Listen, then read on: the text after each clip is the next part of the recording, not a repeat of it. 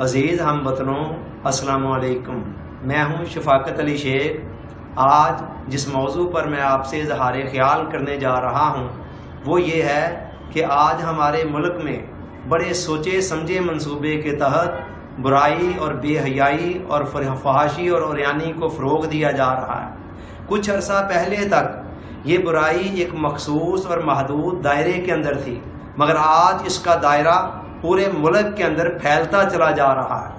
Print media, electronic media, social media, internet, cinema, theatre, مخلوط تعلیمی ادارے اور سوشل ایکٹیویٹیز کے کلچرل ایکٹیویٹیز کے نام پر ہونے والی مختلف قسم کی سرگرمیاں، یہ سارے کے سارے ذرائع تو ہیں۔ اس کے علاوہ آپ لاہور یا کسی بھی بڑے شہر کی معروف شاہراہ پر جائیں تو ایڈورٹائزمنٹ کے نام پر لگائی جانے والی بڑی بڑی سکرینیں ایسے حیا سوز اور شرمناک مناظر دکھا رہی ہیں کہ الفاظ جن کو بیان کرنے سے قاصر ہیں۔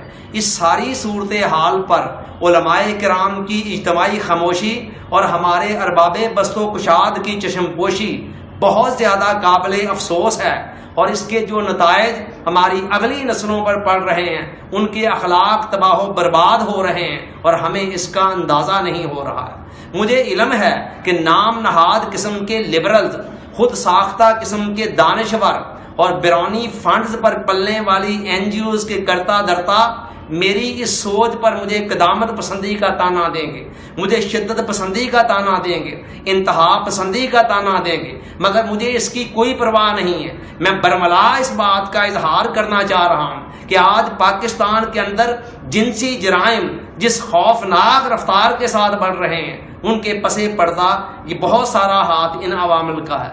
یہ آگ جس تیزی کے ساتھ پھیلتی چلی جا رہی ہے، اگر اس کو روکا نہ گیا تو خدا نہ خواستہ بہت جلد وہ وقت آنے والا ہے کہ جب ہمارے گھروں میں سے کوئی ایک گھر بھی اس کے اثرات سے محفوظ نہیں ہوگا۔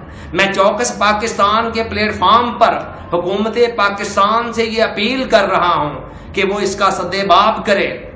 یہ ملک اسلام کے نام پر بنا ہے، یہاں کسی کلچرل ایکٹیویٹی کے نام پر کسی ایسی سرگرمی کی اجازت نہیں دی جا سکتی کہ جو اسلامی اقدار کو پامال کرنے والی ہو اور شرم و حیا کا جنازہ نکالنے والی ہو۔ اللہ تعالی ہم سب کا حامی و ناصر ہو۔ آپ کا بہت بہت شکریہ۔